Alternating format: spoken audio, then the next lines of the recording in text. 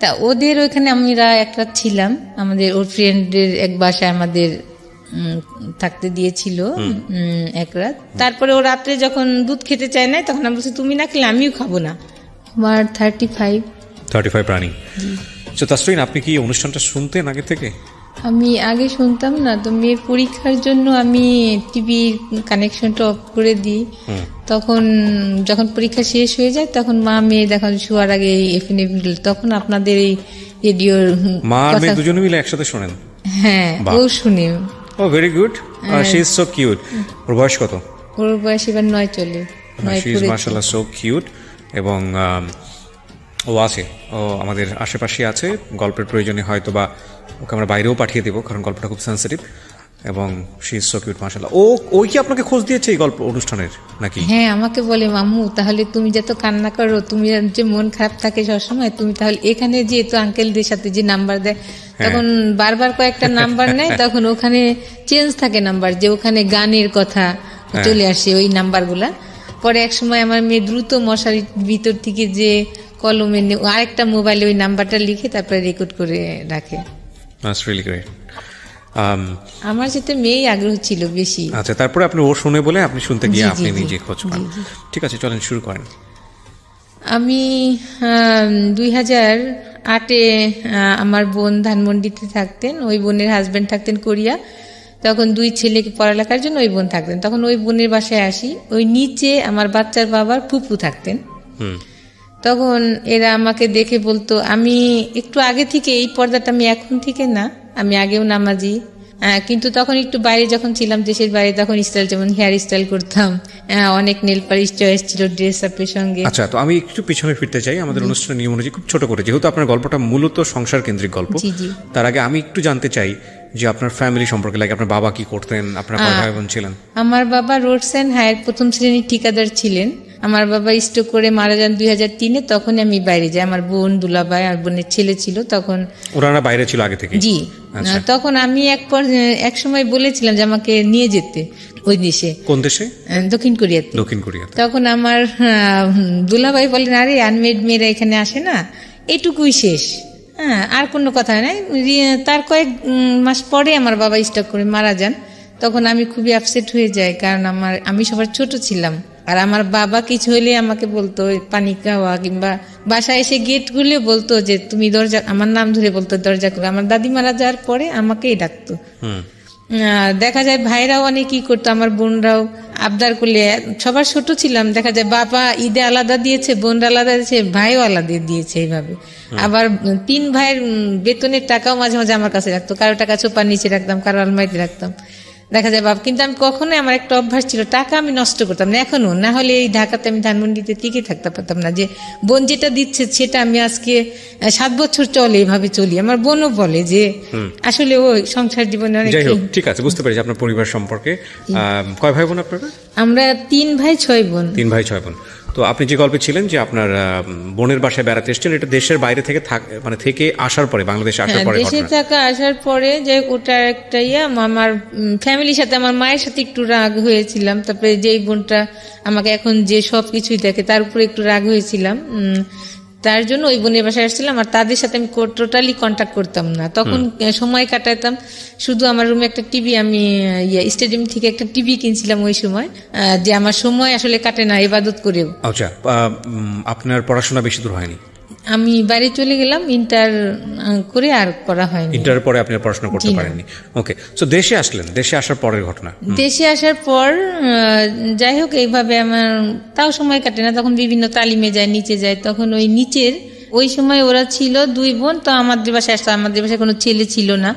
তখন বেশ ওদের সাথে মাঝে মাঝে বাইরে যেয়ে খেতাম। আর আমার ব্যাগে তো পার্সে অনেক টাকা থাকতো, তখন মার্কেটে যেতাম, ওদেরকে বাইরে গেলে খাওয়াতাম। ওরা বলতো আন্টি ঠিক আছে খাও, আমিও খেতাম, মজা পেতাম, একা একা ভালো লাগে না, ওদের সাথে নিয়ে যেতাম। তখন আমাদের বাসায় এসে ওদের গেস্ট আসলে আমাদের বাসায় থাকতো, তখন আমার ফোন নিয়ে বলতো আন্টি একটু ফোন দিয়ে, আমি বলতো আচ্ছা ঠিক আছে দাও। এভাবে কোথায় ওরা দিত আমি এটা জানতাম না, কিন্তু ওরা কথা বলতো। পরে ওই নাম্বার থেকে আমাকে আবার কল আসতো, তখন আমি বলতাম যে আসলে আমি তো ফোন দিইনি, আপনাকে দিছে। এইভাবে সে বিশ্বাস করতো না। এইভাবে সে একদিন 2 দিন কথা বলতে বলতে পরে আমার সাথে কথা হয়। পরে আমি তার সঙ্গে কোনোদিনও কথা বলিনি, মেসেজ পাঠাইতাম। তারপর ওই সময়টা মনে হয় টি20 খেলা হচ্ছিল, ক্রিকেটের টি20 হচ্ছিল। আমি আবার আগে থেকে ছোট সময় থেকে ক্রিকেট খেলাটার ভক্ত, তখন দেখতাম আর ওনাকে মেসেজ বানাতাম। তখন বলতাম যে ঠিক আছে, আজকে যদি এই বাংলাদেশ জিতে তাহলে আপনার সঙ্গে আমি কথা বলবো, মেসেজ পাঠাবো না। তখন ওই টি20 জিতার পরে 2008 সালে তখন আমি তার সাথে ওই দিন থেকেই প্রথম কথা বলি। তখন আমাকে বলে যে আপনি নাম্বার, আমি বলি কি আসলে এমুক নামে কি আপনাকে চিনেন? বলে হ্যাঁ, আমার মামাতো বোন হয়। আমি বলি হ্যাঁ, ওরাই ফোন করতো, কিন্তু আমি কখনো আপনাকে ফোন করিনি এই নাম্বার থেকে, আমার নাম্বার নিয়ে ওরা কথা বলতো। এইভাবে তার সাথে পরিচয় হইলে সে তখন কি করতো, আপনার যে 2008 সালে ভোটের কাজগুলা যে হইতো, বিভিন্ন জায়গা থাকতো, তখন অনেক কথা হতো। তখন বলতো যে আমি তো আজকে কথা বলতে পারবো না, আমার এখানে রিচার্জের নাই। তখন আমি নিচে যেয়ে ওকে কখনো 100 টাকা নিচে রিচার্জ দিতাম না। তখনও বলতো কি আমি ফোন দিতাম না, যখনই রিচার্জ দিতাম তখন আমি আর ফোন দিতাম না, দেখি যে ওকে দেন, আমি তো রিচার্জ করেছি। জি, তখন দেখতাম ফোন বল কে যেন আমার মোবাইলে টাকা পাঠাইছে। আর ও যখন ফোন করতো ভোর 4টা পর্যন্ত দেখা যায় কথা বলতো। আর আমার ব্যালেন্স থাকলে, আমার ব্যালেন্স শেষ হলে ও আবার ধরতো। তখন আমি ফজর নামাজ পড়ে পরে ঘুমাইতাম। পরে আরেকদিন বলতো আমি আজকে কথা বলতে পারবো না, কারণ আজকে আমার একটা রিচার্জ না, এখানে নাই। তখন আমি আবার ওই দিন ধরা পড়ে গেছি যে হ্যাঁ আমি টাকা দিচ্ছি তাকে। এইভাবে মানে একটা বিষয়ে ক্লিয়ার ছিল যে আপনাদের দুজনেরই ভালো লাগা তৈরি হচ্ছিল। জি জি, 14 দিনের কথা হয়েছে, আমাদের দেখা হয় নাই। ফ্যামিলি থেকে আমার মা বোনরা একটা ছেলে ঠিক করে আমার সিটিতে, ছেলেটা আমাকে আমার বোনের বাসায় দেখতে আসে। পরে আমার বোন জিজ্ঞেস করে যে তোর কেমন লাগছে? আমি জি ভালো। তখন এক পর্যায়ে ছেলেও পছন্দ করে, কিন্তু ছেলে বলে আমাকে 6 মাস পরে তুলে নিবে, এখন বিয়ে হবে। তখন আমার বোন জামাই বোনরা এক পর্যায়ে যায় আমার সিটিতে। আমার চাচা, আমার বাবা যেহেতু বাচ্চা ছিলেন, আমার চাচা গার্জিয়ান ছিলেন, আর আমার মা, সবাই তারা যে ওই বাসায় যে বলে যে না আমরা দিব, কিন্তু বাট উঠায় আনার পরে 6 মাস রাখেন, তাতে সমস্যা নাই, কিন্তু যেদিন বিয়ে হবে সেদিন মেয়ে নিয়ে আসতে হবে, আপনাদের বাড়িতে নিতে হবে। এটা কে বলে? আমার ফ্যামিলি থেকে। আচ্ছা। তখন এক পর্যায়ে ওটা আমি জানতাম না। এই দিন যেদিন আমার ফ্যামিলি থেকে ছেলের বাসায় গেছে, ও তার আগের দিন আমি ওকে ফোন দিছি যে আমার মনে হয় এক জায়গায় বিয়ে হওয়ার কথা। বললো যে তোমার যাওয়ার দেখা না, আমি একটু কালকে ভিতরে আমি ঢাকা আসতেছি, ঠিক আছে তুমি যেও না। তখন আমার বোনদের বললাম যে আমি যেয়ে কি করব, এখনই তো সবকিছু না, আপনারা তো কথা বললাম, আমি তার যাবো না এই বাসায়, আমি থেকে যাই। তো বললো আচ্ছা ঠিক আছে। তখন আমার বোনের ছেলে মেয়ে আর আমি বাসায় রইলাম। পরের দিনও আসলো। তখন আমি আবার ওই দিন একটু পার্লার দেশে, এখন আমার বোনের ছেলেটা এখন কানাডা পড়ে, তখন ও ছোট ছিল, বলতো যে আন্নু তুমি কোথায় যাচ্ছ? তখন আমি বললাম যে এই ডেটিং এ যাচ্ছি, কিন্তু ও বিশ্বাস করে না, কারণ আমি আসলে এই টাইপের ছিলাম না। আসলে সত্যি ওই দিন আমি ডেটিং এ যাচ্ছিলাম, মানে ওর সঙ্গে আপনি দেখা করতে যাচ্ছিলেন। তখন ওকে বললাম, ইন দ্য মিন টাইম 14 দিনের মধ্যে কি এরকম হয়েছে যে আপনি ওকে পছন্দ করে ফেলেছেন, ভালোবেসে ফেলেছেন, ও আপনাকে ভালোবেসে ফেলেছে? ওর কথা অনেক শুনতাম, ওই যে ওর কাজিনদের মুখে, এই দিক থেকে ভালো লাগে। 14 days is not enough to fall in love actually, but soft corner তৈরি হয়েছে। জি জি, মাঝখানে যেটা হতো আমার বিয়ে, যে ওর আমি যে নিচে থাকতাম, যখন ওরা যেতাম, ওরা আমাকে ওর আম্মা, ওই মেয়ের মারা বলতো যে এর জন্য বিয়ে হবে।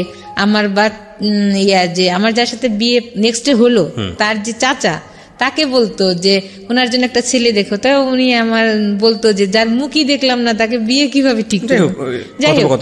হ্যাঁ, তখন ও আসার পরে আমি তো তখন আমার 10,000 টাকার একটা ঈদে নিয়েছিলাম, ওই সময় 10,000 টাকার একটা 3 পিস, অনেক কাজ করা বাইরের ড্রেসটা ছিল, ওটা পরে গেছি। তারপরে অনেক সাজছিল পার্লারে যে, তারপরে এখন গুড়ি গুড়ি বৃষ্টি হচ্ছিল, তা আমি রিক্সায় বসা। তার আগে কথাটা ওকে বলতাম যে আপনি যে আমাকে, আমি তো সুন্দর না, আমাকে যে পছন্দ হবে কিভাবে বুঝবো? তখন বলবে তোমাকে যে আমি পছন্দ করলে ঠিক আছে তোমাকে আমি কিস দিব একটা। হ্যাঁ, কিন্তু আমি একটু বিশ্বাস করি নাই, জাস্ট যাই হোক। তখন আমি ওকে ফোন দিই, তখন দেখি যে ছেলে ফোন উঠায়, তখন আমি বুঝি এই হবে, অনেক লম্বা, ও 5 ফিট 10। তখন ও ফোনটা উঠায়, তখন আমি বলি আমি এই রিক্সায় আছি পিছন থেকে। তখন ও আসে, রিক্সায় বসেই প্রথমে আমাকে কিস দেয়। তখন আমি মানে কি কথা বলবো না কি করবো, আসলে হারাই ফেলি তখনকার ইয়েগুলা। তখন আমি রিক্সাওয়ালাকে বলি কি যে মামা আমি কোথায় যাবো, ওই সময় আসলে কোনো মাথায় আসছিল।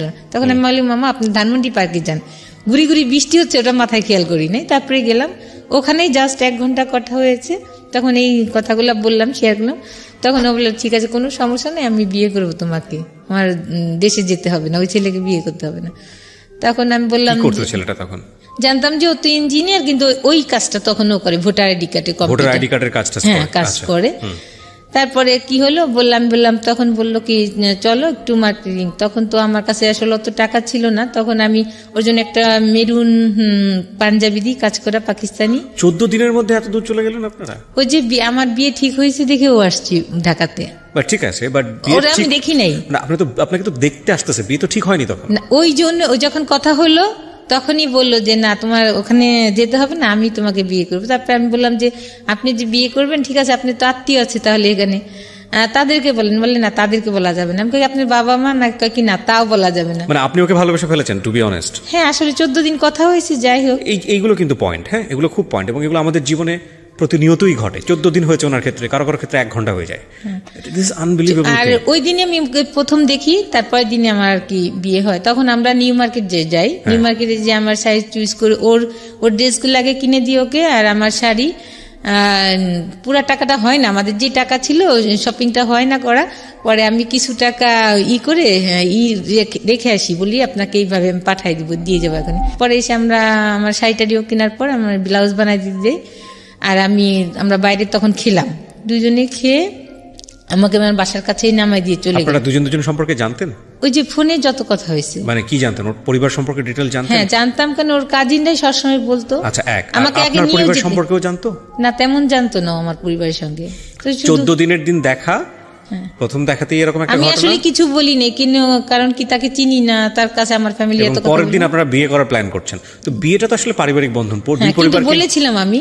কিন্তু ও তখন একটা বলে যে না, যদি বিয়ে না হয়, তুমি যদি অন্য কোথাও বিয়ে করো তাহলে আমার কি হবে জানি না। তখন আমি ভাবলাম যে, আর আমি তখন ওই যে যখন ধান পার্কে গেলাম, ওকে আসলে মুখও দেখতে পারিনি, শুধু পায়ের দিকে তাকাইলাম। আসলে আমার পাটা অনেক সুন্দর না, আমার হাত সুন্দর কিন্তু, বাট ওর পাটা অনেক সুন্দর ছিল। আমি তখন পায়ের দিকে তাকাই থাকতাম, পা দেখে আরো না, আমি ওই নিচেই তাকাই আছি তো, পাই দেখতেছি শুধু, তার মুখের দিকে লজ্জা পাচ্ছি তাকাইতে। তখন শুধু পায়ে দেখতেছি, তখন বলছি যে পাটা যখন সুন্দর নিশ্চয়ই লোকটাও সুন্দর হবে, এমন। তখন যখন ও অন্যদিকে তাকাচ্ছে হয়তো বা তখন আর চোখে একটু দেখি, কিন্তু আমি এতই লজ্জা বোধ ছিল। কিন্তু তখন আমি অনেক ম্যাচিউরড মেয়ে, কিন্তু আমি লজ্জা পাচ্ছিলাম ওর দিকে তাকাইতে। ফোনে কথা হওয়া আর দেখা অনেকটা একটু থাকে, ব্যতিক্রম থাকে। তখন যখন ফেস টু ফেস কথা কই তখন লজ্জা ছিল, কিন্তু ওকে আমি অনেক টাইম ওর মুখের দিকে তাকাইতে পারিনি। যাই হোক, এক পর্যায়ে তখন ও মার্কেটে নিয়ে যায় এগুলা কিনা হয়, তখন আমি ওর ওই কাজিনের মায়ের কাছ থেকে আমি টাকাগুলো নিই। তখন আমার ব্যাংকে যাওয়ার ছিল না, পরে ওখান থেকে 6,000 টাকা নিয়ে আমি আরো মার্কেটের ওখানে দোকানটা দিয়ে আপনারা নিজেরা শপিং করেছেন। পরে ও আমাকে রেখে ফ্রেন্ডের, গাজীপুর এক ফ্রেন্ডের বাসায় যায়। আমি কালকে তুমি রেডি হয়ে থাকো, আমি তোমাকে নিতে আসবো। অনেক বৃষ্টি থাকে, এত বৃষ্টি, আমাকে ছিনজি করে নিতে আসে। ওই দিন আমি একটু সাজি যে আজকে যখন আমার একটা দিন, তখন সে যে ওর ওই ফুপুকে আমি সালাম করতে যাই, আমি বলি কি দোয়া করেন? বলে হ্যাঁ আপনার মনে আসা পূর্ণ। কিন্তু সে জানছে না যে তারই আসলে ভাইয়ের ছেলে। যাই হোক, পরে ওখানে অনেক ওরা অ্যারেঞ্জমেন্ট করে, গাজীপুর সালতা আমার বিয়ে হয়।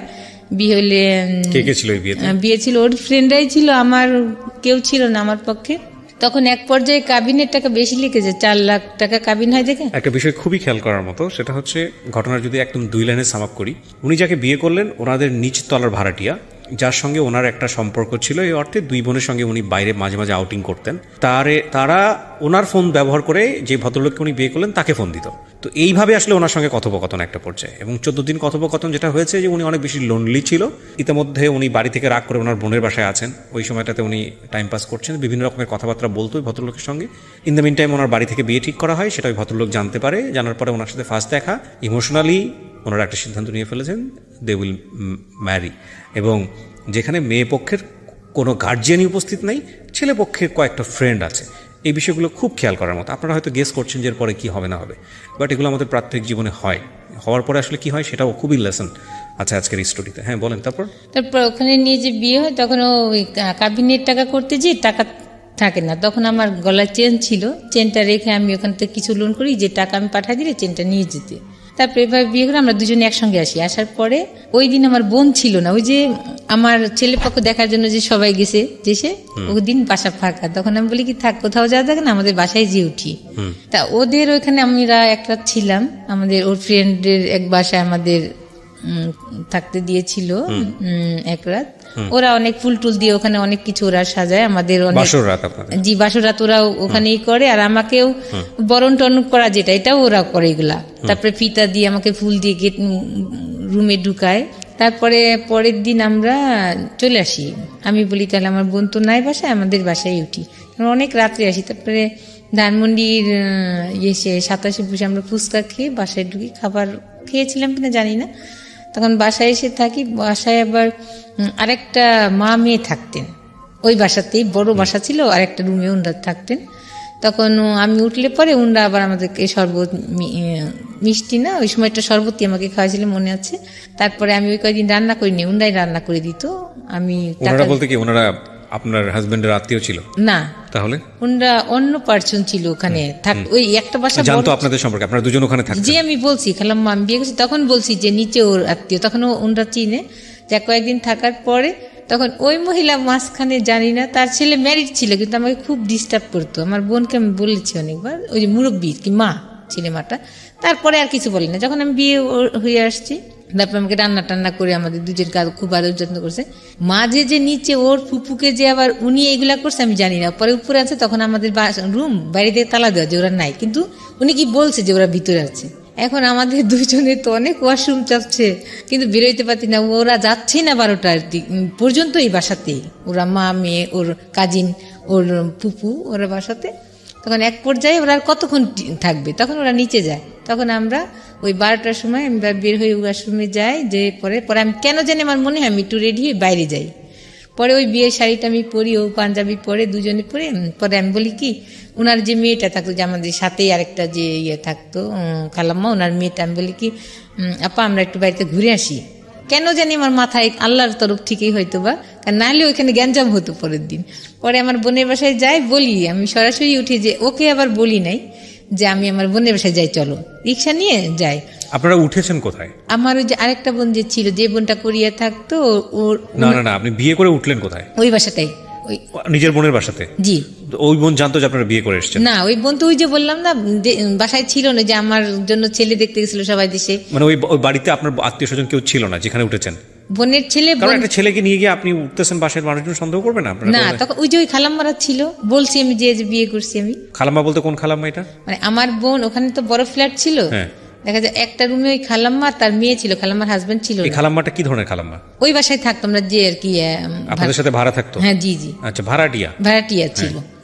তার আমার বোনরা তো সবাই মিট হয়ে গেল আমাদের বাড়িতে ওই ছেলে দেখার জন্য। ওই ফাঁকে তো আমি এটা খারাপ কষ্ট করেই ফেললাম। যাই হোক, তখন বাসায় উঠি, তখন উনাকে আমার তো বলাই লাগবে, আমি বাসার ভিতরে আসছি একটা ছেলে নিয়ে, এটা আমি বলবো না। তারপরে আমি 2 দিন না 3 দিনের মাথায় পরে আমার ওই বোনের বাসায় আমি যেয়ে উঠলাম। রাত তখন 12টা 12:30 বাজে, বললাম যে আমি বিয়ে করছি। তখন আর কিছুই বলে না, আমার বোন হাসলো, কারণ আমি তখন ম্যাচিউরি ছিলাম। আর আমি মাঝে ওই যে একটা ব্যাপারে ভাই বোনদের উপর রাগ হয়ে বিয়েই বসতে চাইনি, বলছি বিয়ের কথা শুনতেই পারতাম না।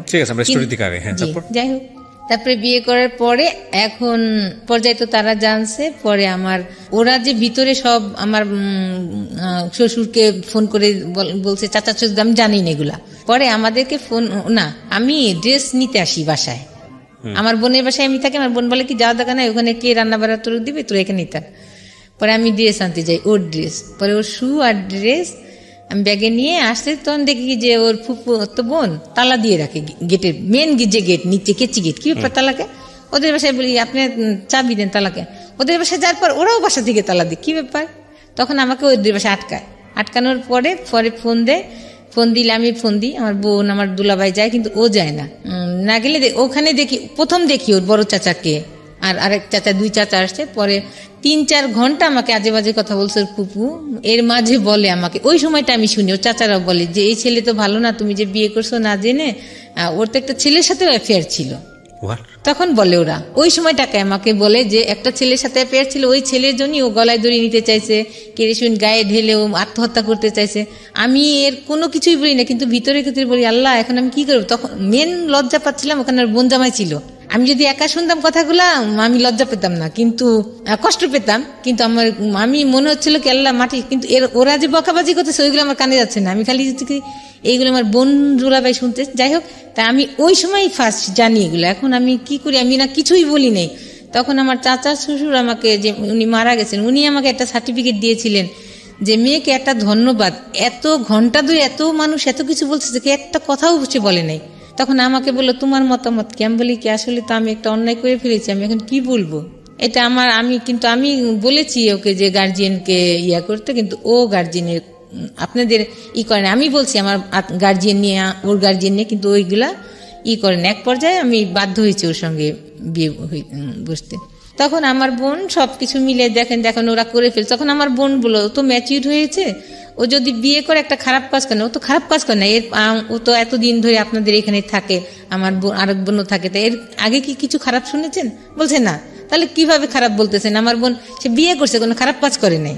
সে যদি এর আগেও একটা অকারেন্স করতো তাহলে বললাম না আসলে আমি জানতাম না আমার বোন খারাপ, কিন্তু আপনারাই তো সার্টিফিকেট দিচ্ছেন যে এর আগে কিছু শুনেন নাই, আপনারাই ভালো বলছেন, এর আগেও বলছেন, আর আমি নিজেও জানি আমার বোন ভালো। যাই হোক, তখন এক পর্যায়ে আমার চাচা শ্বশুররা সার্টিফিকেট দেয়, আমার শ্বশুরের বলে যে না এরা ভদ্র ফ্যামিলি, এরা জব করে, সবাই শিক্ষিত, বাবা নাই মেয়ের, কিন্তু এরা এর ভগ্নিপতির দেখলাম এরাও খুব ভালো, কথাবার্তা বুঝে মনে হচ্ছে। তখন আমার শ্বশুর ফোন দিল, ঠিক আছে ওদের এইভাবে আসা দরকার নেই, ওই দিনই ফোনে ওদের একটা অনুষ্ঠান করে নিয়ে আসবো, 3 তলায় আমি কমপ্লিট করি, টাইলস বসাই, তারপর ওদেরকে নিয়ে আসবো, ওরা যেন এমনি নাচ চলে আসে। যাক, এটাই ফাইনাল কথা। তখন আমি আমার বাসায় যেয়ে রইলাম এক পর্যায়ে। তারপরে মনে হয় এর 15 দিন পরে আমার শ্বশুর দিন দিবে, বিয়ের দিন ডেট ঠিক হবে, ওই দিন আমার চাচা শ্বশুরও যাবে বাসায়। আমার শ্বশুর আবার গ্রামের বাড়িতে গিয়েছিলেন, ওখান থেকে আসার সময় সে নৌকায় একটা নদী পার হইতে হয়, গ্রামের বাড়ি থেকে আসার সময় নৌকাতে উঠার আগেই সে মনে হয় ওয়াশরুম চাপে সাইডেই ওয়াশরুম করতে যে স্টপ করে, ওয়াশরুম করতে যে সে উঠে সাথে সাথে সে স্টক পড়ে যায়। ওখান থেকে তাকে হাসপাতালে আনতে আনতে সে মারা যান। তখন আমাদের বিশ্বাস হয় না, তখন আমার ওই বড় চাচা শ্বশুর ফোন করেন যে তোমরা কি কিছু জানো? আমরা বলছি না। তখন ওকে বলে যে তাই তুই চলে আস। তখন আমার বোন বলে যে তাহলে তুইও সাথে যা, আমাকে বলে। তখন আমিও যাই, আমি মনে হয় যাই সঙ্গে, ওর যাই গেলে পরে ও বাড়িতে নেয় না আমাকে, ওর একটা স্যার ছিলেন, স্যারের বাসায় আমি থাকি টিটিসিতে, আর ও বাড়িতে যায়। ও বাড়িতে যাওয়ার পরে আমার দুলাভাই আবার যায় ওই দিনই, ওর সঙ্গে আমার দুলাভাই যায়। পরে গেলে আমার দুলাভাই ওই সময় মৃত বাড়ি গেলেও সে তার যে সামাজিকতা সেটা করে গেছিলেন, দাদি শাশুড়ি, নানি শাশুড়ি, আমার শাশুড়ির জন্য শাড়ি, এগুলা সব সে সামাজিকতা করে গেছেন। তখন তারা বলল যে দেখেন এখন তো এই পর্যায়ে অনুষ্ঠান করার আসলে মন মানসিকতা নাই, আর মানুষও একটা খারাপ বলবে, তাহলে আপনি ওকে, আমার বাচ্চার বাবার কথা বলে যে ওকে যে নিয়ে আসুক। এক পর্যায়ে আমাকে নিয়ে যায়, ও অনুষ্ঠান ছাড়াই নিয়ে যায়, গ্রামের বাড়িতে উঠায়, ওখানে ছোটখাটো অনুষ্ঠান হয়, তারপরে আমাকে শহরের বাড়িতে নিয়ে আসে। তারপর শাশুড়ি ওই বাড়িতেই থাকে, গ্রামে থাকে, শাশুড়ি আমার বোনরা আমাকে রেখে আসে শহরে। এক পর্যায়ে আমাকেই সব বহন করতে হয়, তাদের শুধু ঘরে চাল ছাড়া আর কিছু লবণও রাখে না, আর কলের পানি ছিল। আমার বোন আমাকে 10,000 টাকা দিয়ে আসে যে হাত খরচ বাবদে, ওই 10,000 টাকা আমি 1 মাসে খরচ করি, এর ভিতরে আর কোনো বাজার কর না। তারপর এক পর্যায়ে গ্যাস সিলিন্ডারে গ্যাস শেষ হয়ে যায়, আমি চুলাতে রান্না করতে পারি না, পরে আমি গ্যাসও কিনি। এক পর্যায়ে তারা বাজার করে না, কিছুই করে না, কিন্তু তার ভিতরে আমি যাওয়ার পর থেকেই তারা করে যে আমাকে ছাড়াবে। নেক্সট একটা কথা, আমার দাদি শাশুড়ি ভাই উকিল ছিলেন, তা উনাকে আবার আমার শাশুড়ি ওনার সঙ্গে যোগাযোগ করে যে ওকে নিয়ে কথা। তখন আমার হাজবেন্ডকে নিয়ে যায়, আমার দাদি শাশুড়ি ফোন করে নিয়ে যায়, বলে যে কত টাকা কাবিন করছিস, সেগুলো বলে কি বুঝে শুনে করছিস, এত টাকা কাবিন করছিস, বউ তো ছাড়তে হবে। বলে আমি বিয়ে তো করছি ছাড়ার জন্য না, যাই বিয়ে করছি ছাড়ার জন্য না। এইভাবে অনেক ঝামেলা চলতে থাকে। আর আমাকে যত শাস্তি যত প্রকারে আছে, আমাকে ডাইনিং স্পেসে শুইতে দেয়। দেখা যায় যে ও আসলে আমি সারাদিন আমরা কথা বলতে পারি না, আমি যদি কিচেনে থাকি ও কিচেনে যে আমার সঙ্গে কথা বলে, আমাকে ধরে কিচেনে। কিন্তু তারা সবাই খাওয়া দাওয়ার শেষে আমি শুইছি, লজ্জা পাচ্ছি। আর বেডশিটও এমন একটা নোংরা ছিল, পরে আমার বোন একটা বেডশিট দিয়ে আসে, ওটা আমরা ব্যবহার করি। আমি কোনো কিছুই বলি না। উনি 6 মাস শুধু খেসারি ডাল দিয়ে ভাত দেয়, আমি খেতে না পেরে কাজের বোয়ারে দিয়ে আমি কচু শাক আমি রান্না করে ফ্রিজে রাখি, যে এইভাবে কিভাবে ভাত খায় ওরা নাস্তা। কিন্তু আমি নতুন বউ, বলতেও পারছি না কিছু। তারপরে এইভাবে আমার বোনটা বললে ওরা কি মাছ কিনে না? আমি বললাম তোর মাছ কিনে না, আমার তখন টাকা শেষ, আমি তখন আর কিভাবে ভেজিটেরিয়ান। আমার বাচ্চার বাবা শুধু একটা ডায়েরি ছিল, সামলাইতে থাকে। কেন ডায়েরিটা সামলায় কেন? পরে একদিন কোথায় সামলে আমি জানি না। পরে একদিনকে আমার বাচ্চা দাদি বলে ওই ড্রামে পুলার চাল আছে, তুমি ধান বাঁচতে পারো? আমি বসে থাকি, আমার দেবরদের পড়াই, তারপরে আমার সময় থাকে, তারপরে বলে এখন ওদেরকে পড়াইতে বলে, এখন ধান চাল দিছে বাঁচতে, ঠিক আছে বাঁচতেছি। পরে ওখান থেকে চাল নিতে যেদিকে একটা ডায়েরি, এখন ডায়েরির পুরাটা আমি পড়ি, কোনো কিছুই পাই না। ওর স্কুলের সামনে যে দাঁড়ায় তার জন্য ওর আত্মহত্যা, এগুলো লেখা আছে যে আমার মনে হয় আমি কেরোসিন গায়ে ঢেলে মারা যায়, আমি গলায় দড়ি নিই ফ্যানের সাথে, এগুলো লেখা আছে। বাট কোনো ক্লু পাই না যে এই ক্লুতে আমি বিশ্বাস করবো তার সাথে আসলে শারীরিক সম্পর্ক ছিল। পরে তার সাথে বলতে কার সাথে? ওই ছেলেটার সঙ্গে যে আমি যখন শ্বশুর বাড়ি গেলাম আরো কম বেশি শুনছি এটা। আচ্ছা, শোনার পরে তারপরে আমি বিশ্বাস করি, কারণ ওই ডায়েরি শেষে যখন আমি এক জায়গাটা দেখি যে তোমার এই জায়গা যদি কোনো কেউ হাত দেয় তাহলে আমি অনেক কষ্ট পাবো, তখন বলি হ্যাঁ। সে যখন তার আগে আমি ডায়েরি পুরাটা পড়ছি, কোনো ক্লু না পেয়ে ওই কথাটা যখন, তখন আমার আর কিছু লাগে নাই যে হ্যাঁ তার সাথে ছিল কিছু। মানে এটা দুজনই ছেলে সম্পর্কই ছিল, হ্যাঁ কিছু একটা ছিল। সবাই বলছে, ওর মা সবাই জানে, ফ্যামিলি জানে, কারণ একই রুমে থাকতো দীর্ঘদিন। This is the very important thing. আমি কেন বারবার বলি এই গল্পটা কমন, মানে এই গল্পের প্রেক্ষাপটে আমি যে কথাগুলো বলবো সেগুলো কমন, খুবই কমন। বারবার বলি, প্রতিবার বলি, বিয়ে একটা পারিবারিক বন্ধন। বিয়েটা কখনোই ভেরি শর্ট টাইমে, ইট ইজ নট ফ্যান্টাসি বস, এগুলো ফ্যান্টাসি না। বিয়ে জিনিসটা ফ্যান্টাসি না। বিয়েটা দুটো মানুষের মধ্যে হয় না, দুটো পরিবারের মধ্যে হয়, অ্যাকচুয়ালি তাই। এবং ভালো করে একটা মানুষকে না জেনে, না বুঝে, না শুনে কখনোই এই সিদ্ধান্তটা নেওয়া উচিত না এবং উচিত না। কারণ বিয়েটা মানেই দায় মুক্তি না, বিয়েটা মানেই দায় সারা না। বিয়ে হয়ে যাওয়া মানেই হচ্ছে যে সবকিছু শেষ হয়ে গেল, তা না। বিয়ে হয়ে যাওয়া মানে হচ্ছে সবকিছু শুরু। এবং এই ভুলগুলো আসলে আমরা ইমোশনালি যে কত বড় স্কেলে করি, আনথিঙ্কেবল। বলেন তারপর। কিন্তু ও যে এই ধরনের আসলে বোঝা। আপনি পেলেন, তারপরে কি করলেন? পেলে পরে তখন এর আগের কথাটা বলি, ওই যে যখন অনেক রাতে আমি ওই ডিসিশন নিয়েছিলাম প্রথম দিনে, ওর চাচারা যখন মিট হলো ঢাকাতে, আমি যাওয়ার আগে শ্বশুরবাড়ি বলছিলাম যে না ওকে আমি ছেড়ে দিব, কিন্তু ও সারা রাত আমার এই দুই পা ধরে বসেছিল। আপনি ওকে জিজ্ঞেস করেছিলেন যে তোমার সম্পর্কের কোনো শুনেছি এটা ঠিক কিনা? বলে এগুলা মিথ্যা। তাহলে আমি বলে কি করে বিশ্বাস করি, তুমি কি করলে আমি বিশ্বাস করি? আমি কি কোনোদিন যদি আপনার কিছু শুনি তোমার, তাহলে আমি ইয়া করব। তখন আমার এই সারা রাত পা ধরে বসেছিল যে তুমি আমাকে ছেড়ে যেও না, হ্যাঁ তুমি কোনোদিন আমার কোনো খারাপ কিছু পাবা না।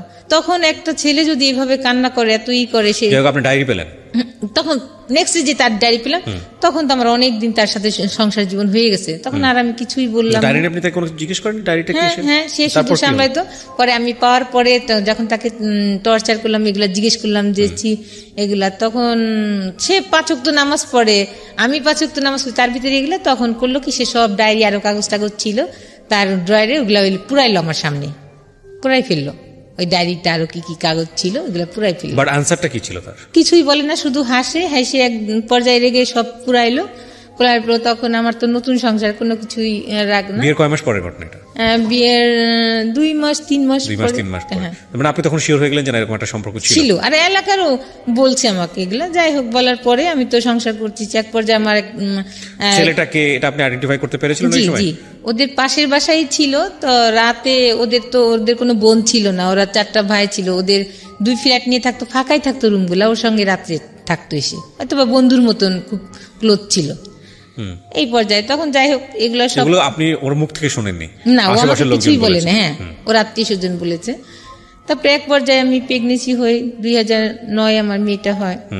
সংসারে একটু খরচ বেশি বাড়তি লাগে, কিন্তু হয় না। যেটা ওর যে বাসার নিচে যে দোকান ছিল, ওটার যে আয় হতো, দেখা যায় মেশিনটা তারপরে মাসে দ্বিগুণ টাকা লেগে যেত নষ্ট হইলে সারার জন্য। এইভাবে খুব ঝামেলা হইতে থাকে। এক পর্যায়ে অনেক গন্ডগোল হয়। মাঝখানে আমি বলি যে এইভাবে চলতে পারে না, বাচ্চার একটা জিনিস খাওয়াতে পারি না, একটা কষ্ট। হ্যাঁ, তখন ও এর যাই হোক, এক পর্যায়ে তখন ও করে কি, একটা চাকরিতে যায়। বাসার ভাড়াটিয়া ছিল পাশে, তারে ধরে ইন্স্যুরেন্সে একটা চাকরি নেয়।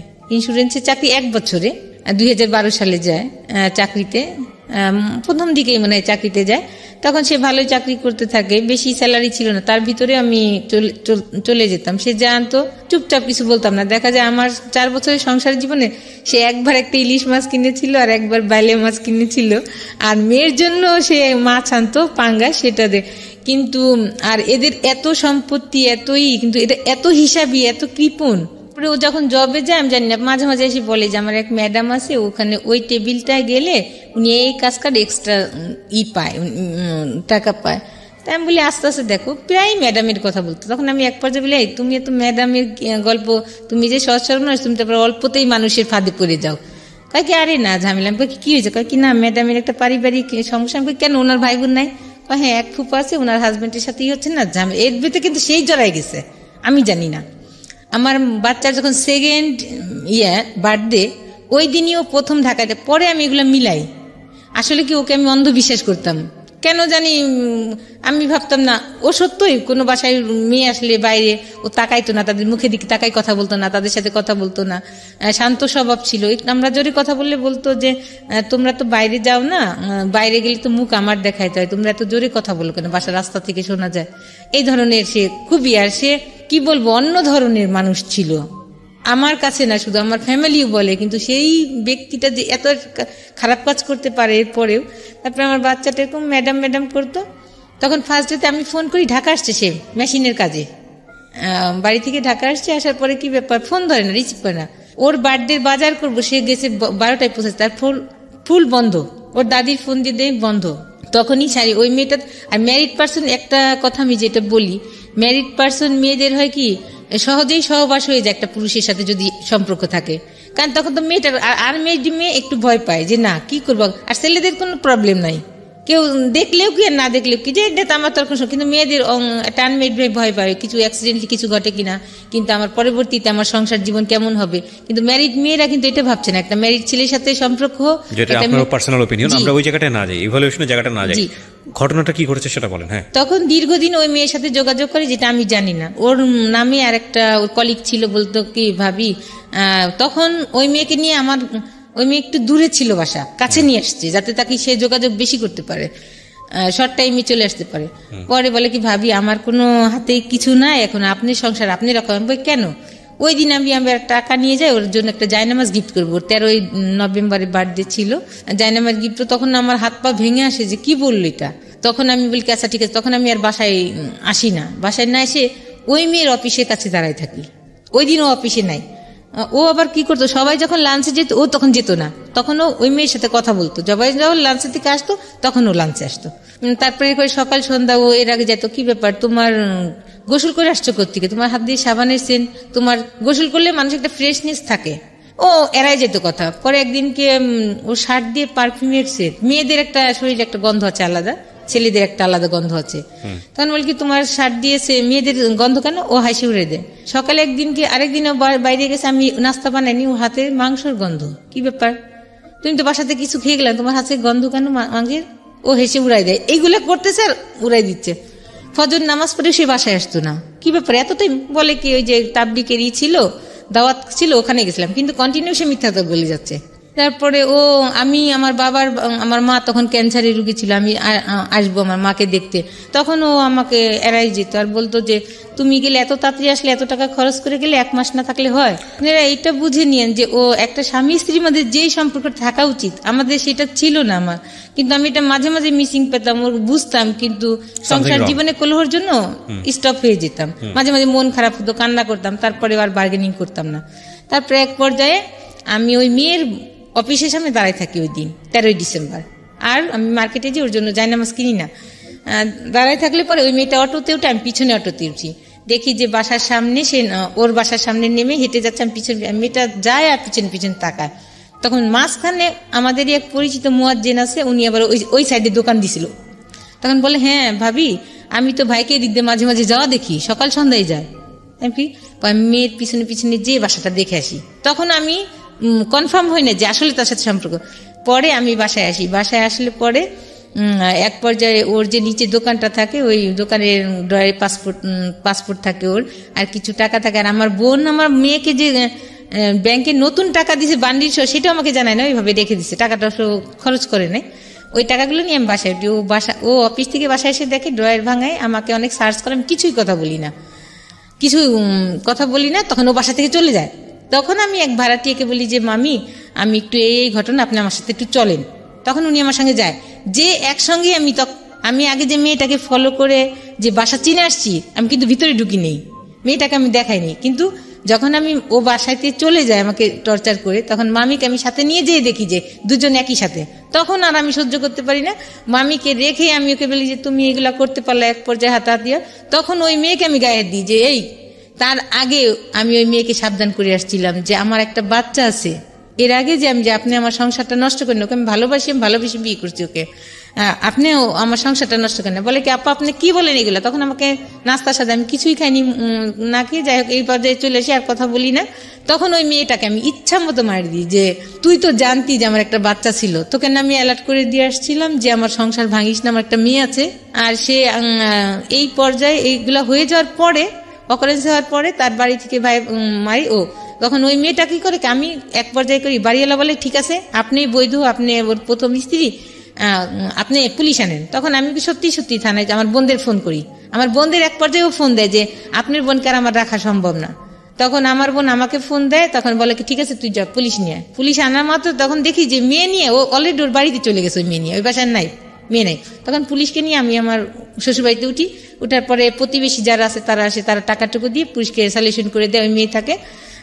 এক পর্যায়ে দেখি কি আমার বাচ্চার দাদি তার রুমে নিয়ে ওই মেয়েকে উঠাইছে।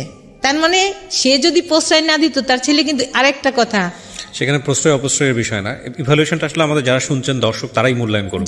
ঘটনা আপনার লাইফে যেটা ঘটেছে আপনি সেটা বলে যান। তারপরে ওখানে উঠায়, তারপরে এক পর্যায়ে কথা হয়, তখন ওই মেয়েকে ওই রাতে রাখে ওদের বাসায়, আর আমরা তো দোতলায় থাকি। কিন্তু সে এর মাঝে সে করতো কি, বাথরুমে যে মেসেজ পাঠাইতো, কথা না, বাসায় যতটুকু রাখবে সে কথা না বলতে পারলে বাথরুমে যে মেসেজ পাঠাইতো। পরে আমার গার্জিয়ানরা গেল, অনেক টর্চার করলো, তুমি এই ধরনের কাজ করতো, সব জায়গায় কি তোমার সাথে শুধুই মেয়ের দেখা, আর কারোর সাথে দেখা না? বলে হ্যাঁ আমি এতে অফিসে করি না, তুমি অফিসিয়াল কাজ, তার বাসায় বাড়িতে যেত না। ওই ঈদের কথাটা মিসিং হয়ে গেছে। সে করছে কি আমাদের বাসায় রেখে সে ওই মেয়ের বাড়িতে গেছে। প্রশ্নের উত্তর দেন। সেটা হচ্ছে আপনি যেটা বললেন যে মেয়েটাকে ছেলেটাকে আপনি একসাথে পেয়েছেন, পুলিশ নিয়ে আসছেন, তারপরে বিষয়টা কি মীমাংসা হলো আপনাদের মধ্যে? মীমাংসা কি ছিল? মীমাংসাটা ছিল আপনার সঙ্গে থাকবে আপনার হাজবেন্ড না বলে না, আমি এমনি গেছিলাম, আমি তাকে বিয়ে কিছু করি। মীমাংসাটা কি ছিল, রেজাল্টটা কি ছিল? আপনার সঙ্গে রয়েছে, হ্যাঁ আপনার সঙ্গে থাকবে, আপনি সেটা মেনে নিলেন। হ্যাঁ মেনে নিলেন, তার মানে সে ওই মেয়ের সঙ্গে যোগাযোগ করবে না। এরপরে ঘটনা সামনে দিকে, আমি আমার ফ্ল্যাটে, আমি থাকতাম দোতলায়, ওরা আমার শাশুড়ি থাকতো তিনতলায়। তখন ওরা চলে, মেয়েকে আমার শাশুড়ি রেখে দিলে, সকালবেলা পাঠাইলো। যাই হোক অফিসে আরো মানুষজন, অনেক ঝামেলা হইলো। এরপর যে আবার করলো কি, সে এর মাঝে তো অনেক ঝামেলা গেছে, অনেক কিছু হয়েছে। আমার মামা শ্বশুর সবাই আসছে, সবাই আমাকে ভোট করছে যে এই বউ, আমরা যতক্ষণ যদি কারেন্ট না থাকে এ হাত দিয়ে কোন দিক দিয়ে যা রান্না করতেছে, খাবারও দিচ্ছে আর হাতের পাখা নামতেছে না। সে আবার কি করলো, ওই মেয়েকে এক পর্যায়ে, এর মধ্যে তো অনেক ঝামেলা চলতেছে, ঝামেলা প্রায়ই হয়। সে কথা বলে আমি ঝামেলা করি, সে দেখা যায় যে নিচে আমি টিউবওয়েলে পানি খেতাম, সে আনতে যেয়ে সে কথা বলতেছে। সে আসলে পানি কলসিটা টিউবওয়েলে ওখানে রেখে, আমি তো বউ মানুষ, আমি নিচে যাব না খাবারের পানি আনতে, সেই আনতো। তখন সে নিচে যাচ্ছে, হাতিম আলী কলেজের মাঠে যে সে কথা বলতেছে, মাঝখানে যে তখন মেয়ের গলায় বটি ধরছি, সত্য কথা বল, কার সাথে কথা বলছিস না, এই যে জব দিব তোর মেয়েকে। তারপরে বললে পরে সে বলে যে হ্যাঁ তুমি বটি নামাও, আমি সত্যি কথা বলতেছি। বললে পরে বলে যে ওর সাথে কথা বলতেছিলাম, কিন্তু আমার দরকার ছিল কথা। আমাকে দরকার তাহলে ঘরে বসে বলতা, আমার সামনে বলতাম, আমি তো কিছু বলতাম না। কিন্তু কন্টিনিউ সে মেয়ের সাথে চালাই যাচ্ছে। আবার কি করছে, যেই বাসায় যে গন্ডগোল হলো, সে কি করছে, ওই বাসা রেখে মেয়েকে আরেকটা বাসা নিছে। তখন আমার তো একটা বাচ্চা আছে, ওকে আমার সঙ্গে নিয়ে যেতে হয়। তখন আমার বেবিটা 3 বছর। তখন ওর মা বলে কি, ছেলেকে অ্যালার্ট করে দেয় যে তোর বউ কিন্তু গেছে, তুই সাবধান থাকিস। ও আর ওই পথে যায় না। আমি দেখি দূরে দাঁড়াইছি যে অটোতে উঠবে, কিন্তু অটোতে উঠে না, যে আমি ধরা পড়বে। তাই এক পর্যায়ে সে অতিষ্ঠ হয়ে আমি যে তাকে সবসময় চোখে চোখে রাখতেছি, এগুলো সে অতিষ্ঠ হয়ে যায়।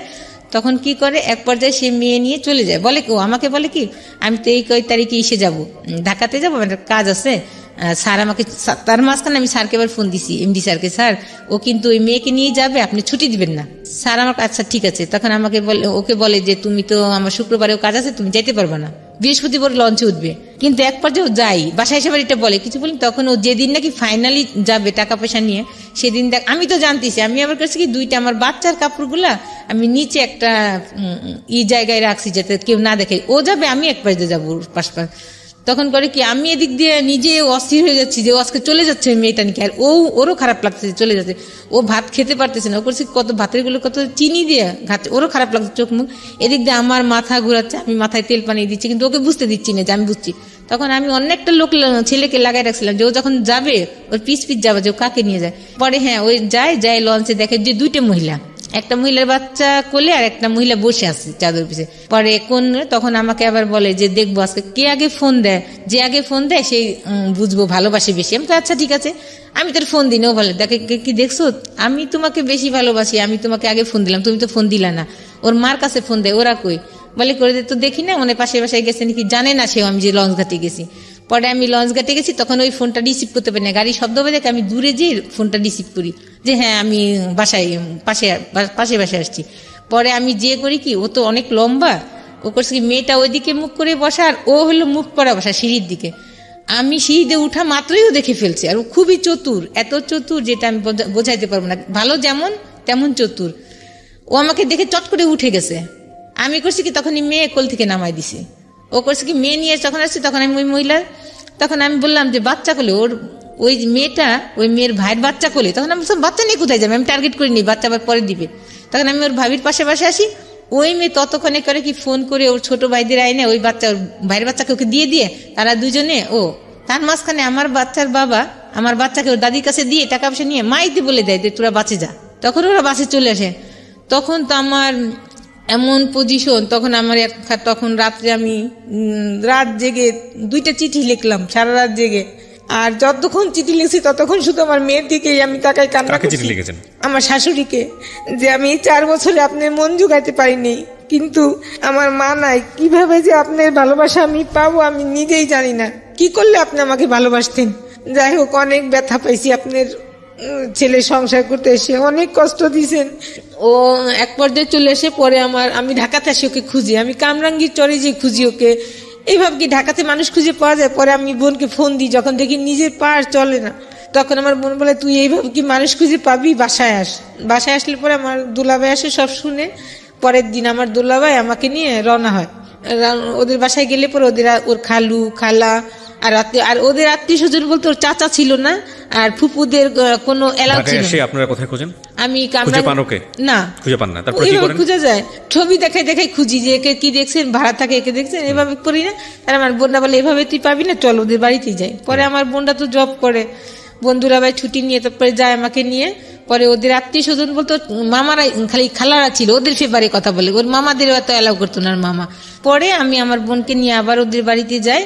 পরে এক পর্যায়ে আমি যাই না, আমার বোনের বাসায় থাকে। আমার বোন আবার ওদের থ্রেট করতে থাকে যে আমার বোনকে তোরা কোথায় গুম করছিস, বের কর, নাহলে তোদের নামে আমি কেস করব। এক পর্যায়ে তাহলে ওর মা ফোন করে ছেলেকে বাড়িতে আনে। ও বাড়িতে আসার পর আমাকে একটা মেসেজ দেয়, তোমার সংসার তোমারই রয়েছে, আমি বাড়িতে ফিরে এসেছি, তুমি আসো। পরে আমার বোনরা আমাকে নিয়ে যায়, সকালে আমরা পৌঁছানোর পরে এক পর্যায়ে অনেক আমাদের আত্মীয় স্বজনও যায়, ওইখানে পরিচিত সবাই, আমার দুলাভাইয়ের যারা সার্কেল ছিল তাদেরকে নেওয়া হয়। ওদের আত্মীয় স্বজন আসার পর অনেক জ্ঞানজাম হয়। এক পর্যায়ে ওরা আমাকে ছাড়ানোর জন্য টাকা পয়সাও রেডি করে রাখছে ওর মা, আমরা সেটা জানি না। তখন এক পর্যায়ে আমার দুলাভাই ওকে গায়ে হাত দিতে যায়, এত বড় বিয়াদব একটা বাচ্চা আছে যেখানে, সেইখানে আমি বলি কি ঠিক আছে। পরে আমি আমার এক আত্মীয় ছিল মুফতি, তখন আমি বলি ভাই ওই মেয়েকে কিভাবে ছাড়ানো যায়? তখন বললে যে কি একটা দোয়া ছিল, যিনি মুত্তাকিলা মুফাসসিল না কি বললে আমার নাম ধরে, তাছাড়া যত স্ত্রী থাকবে তালাক হয়ে যাবে। তখন আমি ভুল করছিলাম যে এটা যদি করে সে তাহলে ঠিক আছে আমি মানবো। পর এইটা করার পরে সকালে শুকুর আলহামদুলিল্লাহ আমি সংসারে থেকে যাই। আমার বোনরা চলে আসার পরে একদিন থাকে বাসায়, তারপরের দিনই করে কি সে বলে যে আমি নল সিটিতে কাজে যাচ্ছি। ওর মা বলে ও কি কাজে যাবে না, তার মিথ্যা কথা বলে কাজে। আর ও করতো কি, তখন বাসায় আমাদের দোতলায় থাকতো না, 3তলায় বেশি সময় কাটাতো, কারণ ওইখানে তো অবাধে সে যাত্রা করতে পারবে না, তার কোনো কেউ বাধা নাই। তখন সে ওই মেয়েকে নিয়ে ওই বাসায়, পরের দিন পরে আমি ফোন দিছি, আমাকে তো বলছে যে বলে কি মেজো ফুপুর বাসায় যাবো ওখান থেকে কাজ সেরে। পরে আমি ফোন দিছি, মেজো ফুপু ও কই, নিপাকে ওর সাথে পাঠাই দিন। বলে কি যে কেন, কিভাবে তো আসে নাই, আমাকে কেন যায় নাই। পট করে উনার মেজো ছেলে এসে ফোন ধরে, হ্যাঁ ভাবি, উনি আমার ভাসুর তো, কিন্তু ভাবি বলতো হ্যাঁ ভাবি ও তো আমাদের বাসায়, আজকে যাবে না কালকে, আমি করে এক্ষুনি বাসায় পাঠান। আসলে মিথ্যা। পরে আমি আর কিচ্ছু বলিনি। ও তখন আমি বাসায় রান্না করে উপরে খাই, এর ভিতরে তো বাচ্চা দাদি যা তা খেতে দিতে এই আজে বাজে কথা বলে। তারপরেও আমি তো না খাওয়ার মতোই, হয়তো বা যখন পারি না তখন একটু যে পানি কোনো রকম খেয়ে আসি। তারপরে করি কি, তখন আমার মাথায় আর কাজ করে না যে আর ওকে সময় দেওয়া যাবে না, ওর সংসার আমার আর সম্ভব না। তখন আমি বাইরে যে গ্লোভস কিনি, হাতের একটা কাগজ কাটে যে ধারালো ব্লেডের মতো নিয়ে এসে ওই চাকুটা কিনি। প্ল্যান কি ছিল আপনার? প্ল্যান ছিল যে আমি যখন ওর সংসার করতে পারলাম, কোনো মেয়ে জানি সংসার করতে পারে না, এটাই আমার মাথায় ছিল যে ওরা একটা এমন ব্যবস্থা করবে যাতে ও আর কোনো মেয়ের জীবন নষ্ট করতে না পারে। তখন এক পর্যায়ে ও পরের দিন রাত্রে আসে, আমি তো রেডি হয়ে বসে আছি, আমি বাসায় রেডি থেকে ও বাসায় আসার পর উপরে দুজনে একসঙ্গে খাই। আমি কোনো কথা অন্য দিন কিন্তু অনেক ঝামেলা করি, কোথায় গেছিলেন, কিন্তু ওই দিন কোনো কথাই বলিনি। বাসায় আসার পরে আমার বাচ্চার দুধ ছিল, গুঁড়ি দুধ, ওটা আমি করি, আগেই ঘুমের ওষুধ আমি গুঁড়ি করে রাখি, রাখার পরে ওর দুধে মিলাই, ওর কাপটা আমারটা মিলাই না। তখন আমি বলি ও এই কাজটা করলে যে আপনার একটা ভয়ঙ্কর বিপদ হতে পারে, ওইটা আমার তখন মাথায় কাজ করে নাই যে মানুষের এত যন্ত্রণা। শুনেন, একটা এর মাঝে অনেক কথা গেছে। শি ওয়াজ প্ল্যানিং লাইক ওর এমন একটা অবস্থা করে দেওয়া যাতে করে ও পরবর্তীতে অন্য কারো সংসার করতে না পারে। আপনারা বুঝে নেবেন আপনাদের জায়গাটা থেকে। এবং সেজন্য উনি একটা ধারালো ব্লেড কিনে নিয়ে এসছে, আরও অনেক কিছু কিনে নিয়ে এসছে। And she is planning like a pro বলতে আমি যেটা বোঝাচ্ছি যে প্রফেশনালরা যেভাবে প্ল্যান করে আর কি, ঘুমের ওষুধ টষুধ খাওয়ায়। And this is not the end, cause প্রত্যেকটা ঘটনার একটা ইফেক্ট থাকে। দেখেন কোথাকার জিনিস কোথায় গিয়ে দাঁড়িয়েছে। বলেন। এর মাঝে আমি অনেক ও বলে, আমরা জানি যে এই স্টোরিটা আসলে যদি আপনাকে ইলাবোরেটলি বলতে দেওয়া হয় এটা সারাদিন বলেও শেষ হবে না।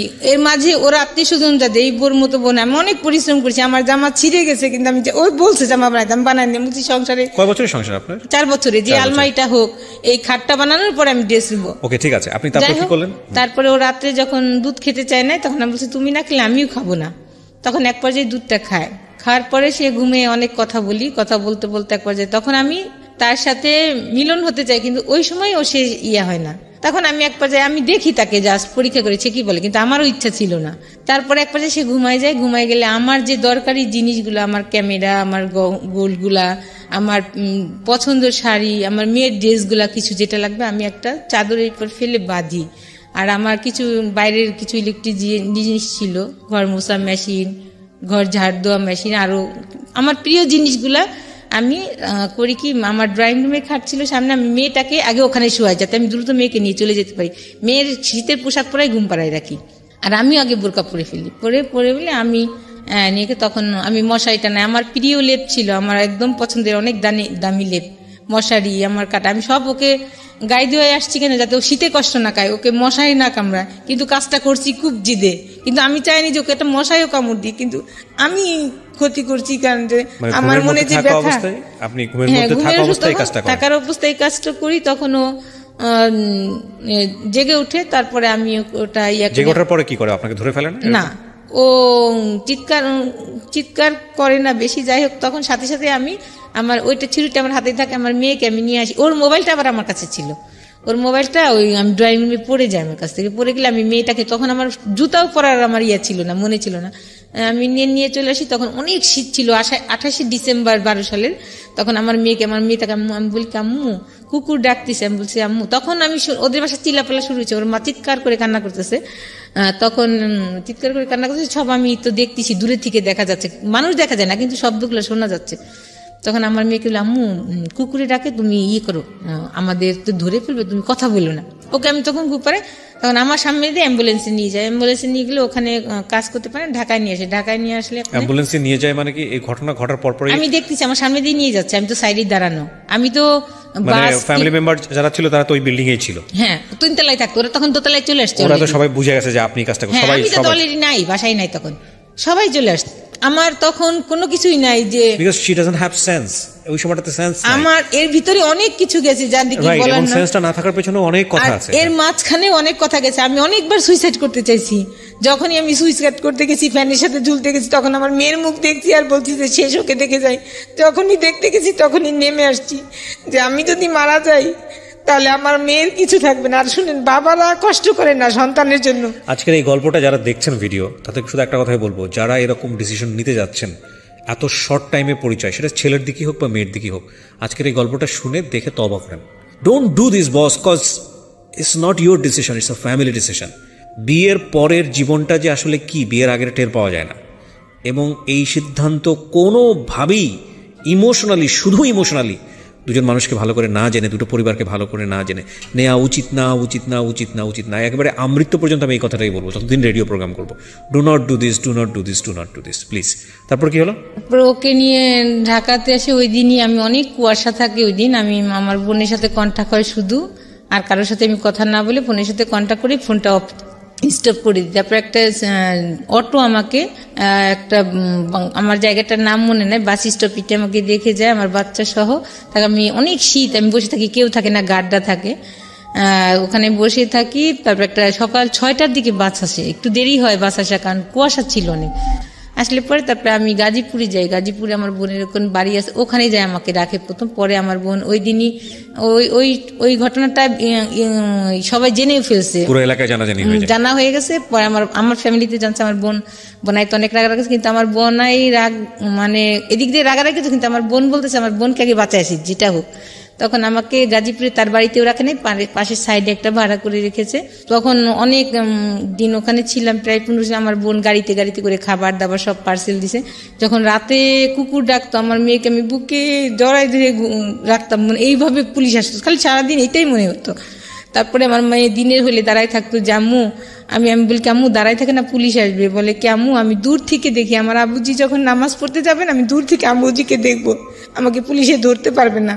আর যাকেই দেখতো তাকেই বলতো যে তোমরা কি আমার আব্বুজিকে দেখছো। ততদিনে কি মামলা হয়ে গেছে আপনার নামে? আপনি কিছু জানেন যে পুলিশ বা এরকম? হ্যাঁ, আমাদের বাড়িতে পুলিশ গেছে, আমি তো সংবাদ পাচ্ছি, আমার ফোন স্টপ করে ফেলেছি। পরে যে তখনই মামলা করে দিয়েছে বিষয়টা, তারপরের দিনই 29 ডিসেম্বরই তারা মামলা করে দিয়েছে।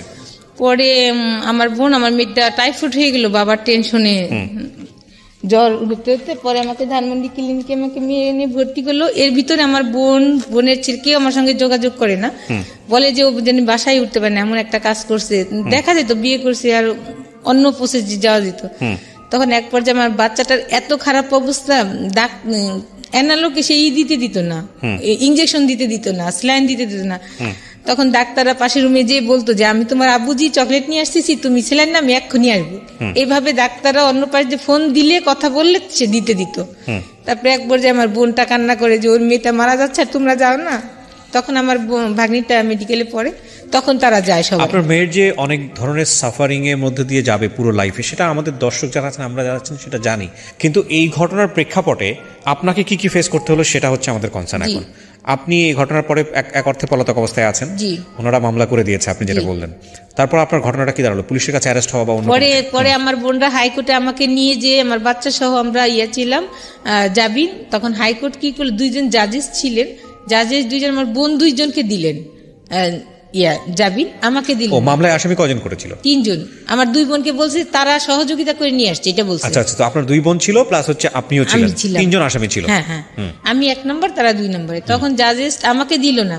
তখন আমার বোনরা বললো যে আমাকে সাজেস্ট করলো যে দেখ তুই তো ভুলের বশত, আসলে আমরা তো জানি যে তুই কষ্ট করে কাজটা করে ফেলেছিস, মানে সহ্য কোনো নারী এমন সহ্য করতে পারে না, তারপরেও তো একটা গুনার কাজ হয়ে গেছে, অন্যায় হয়ে গেছে, এখন তুই স্যালেন্ডার কর। শেখ হাসিনা খালেদা জিয়াই যখন জেলে গেছে, আর তোর তো কোনো ব্যাপারই না, তুই যা করার আমরা আছি পিছনে, আমরা তোর সাথে আছি, তোকে আমরা ফেলবো না। এমনি করে আমার বোন অনেক করেছে আমার জন্য, আমার গায়ের চামড়া দিয়েও যদি তাকে জোতা দিই সেটা অন্য হিসাব। তারপরে কি হলো? তারপরে আমার বোন, আমি কোর্ট স্যালেন্ডার করি। কোর্টে স্যারেন্ডার করেন আপনি? কোর্টে স্যালেন্ডার করি, যে আমাকে কাস্টডিতে দেয় অনেক উকিল, কিন্তু ওদের সিটি, ওরা সবচেয়ে হাই লেভেলের লয়ারকে দাঁড়ায়, 10 জন 12 জন করে দাঁড়ায়, আর আমার সে 2 জন গেছে, আমার বোন চিনে না কোন লয়ার ভার কোনি, তখন আমাকে দেয় না। তখন সব কেসেই সাক্ষী আছে ওর মা, ভাই প্লাস যত উকিল হবে, ওর প্রসঙ্গ নেই। হলে বলে সবাই তো জানে এটা, তাহলে কিন্তু আমি চিৎকার করি ম্যাজিস্ট্রেট বলি স্যার আপনি নিজে চোখে দেখেন। পরবর্তী নেক্সট একটা ওখানে একটা দাঁড়ায় আছে যে 205-এ যে সচক্ষে দেখেন, কিন্তু ম্যাজিস্ট্রেট এই কাজটা করে নাই, বলে কি যে প্রমাণ এবং সাক্ষ্যাদি কাগজপাতি দ্বারাতে বোঝা যায় যে, মানে এক পর্যায়ে যখন সাক্ষী চলে আসে, লিখিত সাক্ষী, সবাই বলে নাই, খুঁজে পাইনি, কেউ বলে সেটা তো অন্য হিসাব। মেডিকেল ট্রিটমেন্টের রিপোর্ট, মেডিকেল ট্রিটমেন্টেও বলে যে নাই, কিন্তু ওরা টাকা দিয়ে এটা করেছে। দেখেন বাংলাদেশে কি হতে পারে না, কিন্তু একটা মেয়ে মানুষের জীবন কত নষ্ট করে দেয়। এক পর্যায়ে ও নিজের মুখ দিকেই বেরোয় যায়। ও যখন দিতে যায়, সাক্ষী দিতে যায়, যে ও তখন ভিকটিম সাক্ষী দিবে যে আমারটা নাই, তখন আমার লয়ার বলে যে আপনি এক বাক্যে উত্তর দেন, কি প্রস্রাবের সাথে প্রস্রাব করেন? তখন বলছে ও হ্যাঁ। তখন বলে তাহলে আমার একটা কথা বলেন, 10 আনি আপনি আছেন না 12 আনি 16 আনি ভালো আছে? তখন ও বলে যে না আমার 12 আনি ভালো আছে। তখন আমার লয়ার বলে যে মিথ্যা। তখন সারা কোর্টে একটা হইরই পড়ে যে এতগুলা সাক্ষী হলো শেষ সাক্ষী, সবাই বলছে যে নাই, খুঁজে পায়নি। আর এত বছর, 2 বছর অলরেডি, তখন 2-3 বছর চলে যায় কেসটার, 5 বছর ঘুরছে।